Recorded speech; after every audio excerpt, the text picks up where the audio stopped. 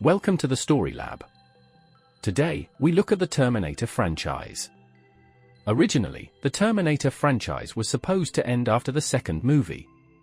But then it continued, and was rebooted twice already without the original story ever being completed. We are going to complete the run from the original Terminator movie to Terminator 4 with a fifth movie. So, that's our project for today, a Terminator 5.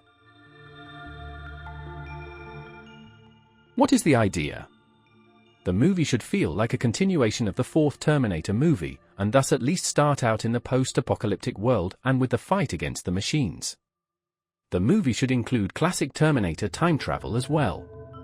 It should conclude the story, ideally with the ending teased in the second Terminator movie, i.e. John Connor living a peaceful life with Sarah Connor watching.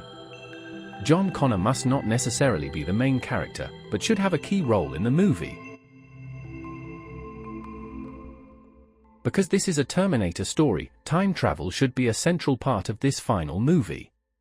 Thus, it might be necessary to think about the mechanism of time travel in the universe, i.e. whether the timeline is changed by every travel or how else it may work. If this is analyzed, it may not be treated as an offhand comment, but should be an integral part of the story. Okay, that's not a lot to work with, but we will see what our supercomputer comes up with. It is creating the story now. And apparently it has found a result. Let's take a look at it. Terminator 5. The movie opens with one of the many battles between humans and machines. At first, the humans get crushed, but over time they manage to fall back to their hidden base. We get to know one fighter in particular, who will be one of our protagonists for the movie. Let's call him Bill. He is a great fighter and winds up leading the retreat. Then, AT-800 Terminator shows up. The humans have to fight him and finally manage to destroy him, when a relief force comes in and saves them. The Resistance fighters are quite excited, because the relief force is led by John Connor personally. But we do not only meet John Connor, but also the rest of his team, which includes his wife Catherine Brewster and of course the grown-up Kyle Reese. We learn that Bill and Catherine Brewster knew each other before the war and they are happy to reunite. Bill is quickly integrated into the inner circle of Connor's team, as John isn't big on military ranks and such. The first act of the movie continues to play out solely in the post-apocalyptic future. As it turns out, we are very near the central command complex of Skynet. It is what we know to be the last days of the Great War, and Connor is planning the final offensive that is supposed to take down Skynet. The humans are preparing a raid on a data storage facility. Bill and Catherine are leading one team that will go to the data core, while John Connor and Kyle Reese are leading the other team that will try to steal one of the machine's flying tanks. At first, everything goes according to plan. The facility is taken and Catherine starts to shift through the data. This data includes some of the newest developments of Skynet, including the TX Terminatrix and of course the Time Machine. Catherine also finds floor plans to the central complex. Though it seems that Catherine got everything she needs, she continues to shift through the data, as if searching for something else. Bill gets nervous. And not without reason, a small band of liquid is approaching the data core. It is a T-1000 in its base form. In the middle of the room, it suddenly manifests. But what is even more frightening, it is not alone. Outside, John Connor and Kyle Reese are also finding themselves facing an identical T-1000. A fight breaks out in which much of Connor's team is killed. Bill just about manages to get Catherine out, while John and Kyle manage to contain the second T-1000 in a sealed chamber. The two teams, or what is left of them, reunite in front of the complex. Connor is relieved to hear that Catherine did manage to get the data they needed for the final attack, though everyone wonders how the T-1000s could have found them. After all, they had specifically avoided tapping into the machine mainframe. However, Bill suspects this isn't true. One of them had in fact tapped into the mainframe and tried to access or download additional data, Catherine. He confronts her with his suspicions, but she brushes him off, leaving us wondering what she might be up to, as we get a glimpse of her working on some kind of secret and obviously highly complex project. Meanwhile, John Connor is organizing his great attack on the central complex, using the plans that Catherine had found. He defines multiple targets that have to be taken out. John assigns his troops, as well as various other leaders that have showed up to try and end the war, to the individual target areas and sets up a strict timetable. The idea is to make surgical strikes on every part of the facility simultaneously, so that machines would be surprised and overwhelmed. However, just as everyone has agreed on the battle plan, a piece of equipment that Catherine removed from the lab turns into liquid. The dogs start barking. Oh yes, it is another Terminator, another T-1000. The humans react quickly, trying to secure the base and taking down the liquid metal machine. But to their enormous surprise, just as they thought they had it, the T-1000 splits in two and both of them continue their rampage independently. We of course realize that the same thing must have happened on the previous mission. The two T-1000s cause a lot of destruction. The human leaders, all of which had gathered here for the battle planning, rush for the exits and try to keep their squadrons together. They just make it out, while their base behind them is obliterated. The resistance leaders are starting to lose hope, but John Connor speaks to them, convincing everyone to still go through with the great attack, and to start it right now. And so, the great battle begins. Connor is with the team going after the center of the complex, where Skynet's core and the time machine are located. Catherine and Bill are on a different team, going after the factory complexes. Overall, the fight is going well, with the humans managing to take out lots of enemy fortifications and destroying parts of Skynet's gigantic inner workings. When Catherine and Bill reach the factories, they can quickly take them by disconnecting the main system's access to the not yet activated units.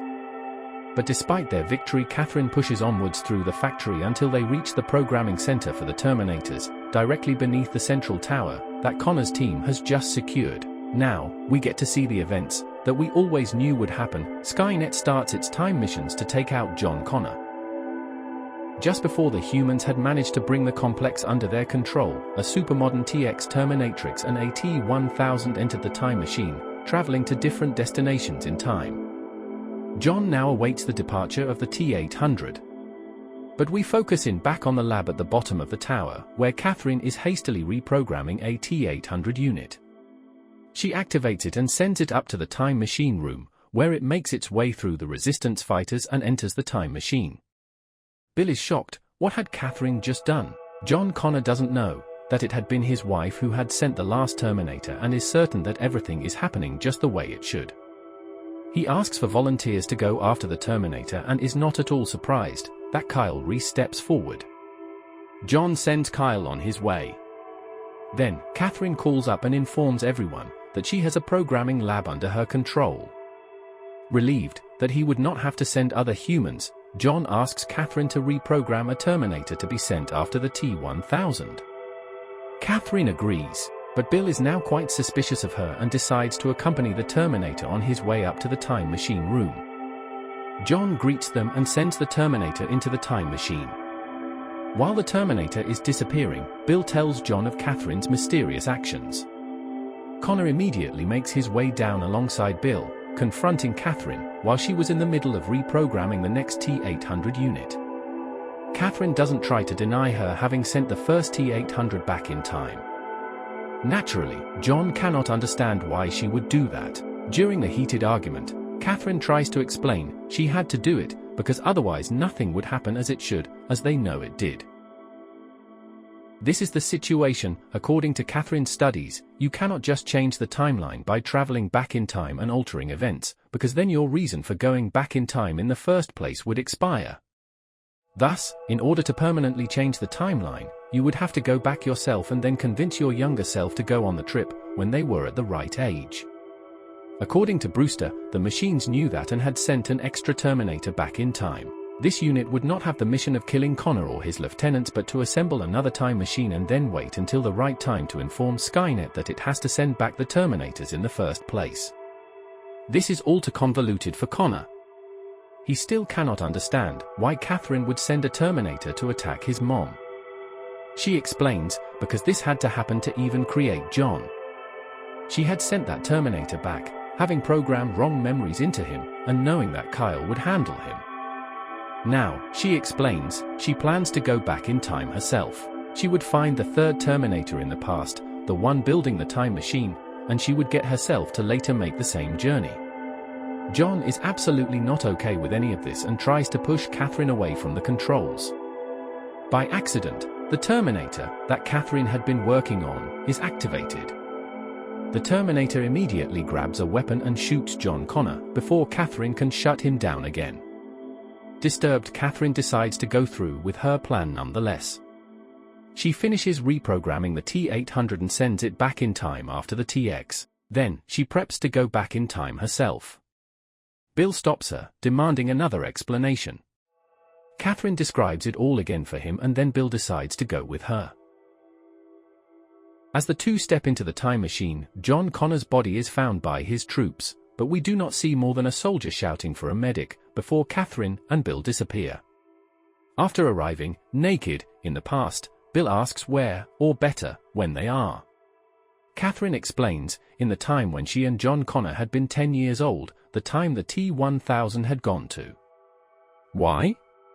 Because Catherine had realized who the third Terminator was, the double of the T-1000. We are now into the third act of the movie, which plays out entirely in the past and is a sort of reverse from the first Terminator movies. It is the humans who arm themselves and then start chasing the T-1000.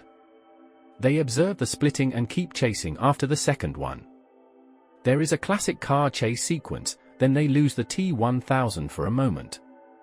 Bill and Catherine then figure out that the T-1000 must be hiding in an abandoned mine in the mountains and go there.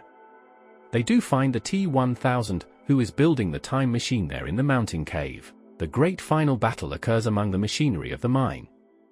The T-1000 is not easy to beat. Finally, Catherine and Bill can set a trap for it, burying it in a collapsing tunnel above a lava line. But the T-1000 manages one last attack, killing Bill and incapacitating Catherine. Just as she thinks she will die as well, John Connor surprisingly appears and saves her. After having definitely destroyed the T-1000. John explains what had happened. A team of medics had been able to save him thanks to his electronic heart. Being in the Terminator factory, a replacement organ had been laying around. Then, John had decided to follow Catherine into the past, leaving the rest of the humans behind to build the new world.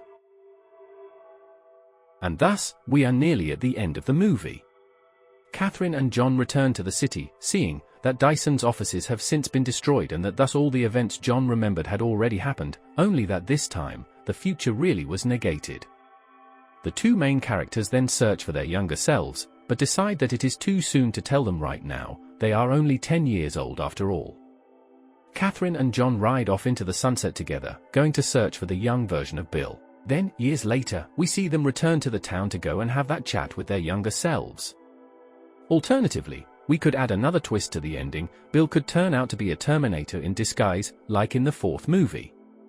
Then, we would understand that it was him who planted the two T-1000s in the Resistance base back in the second act.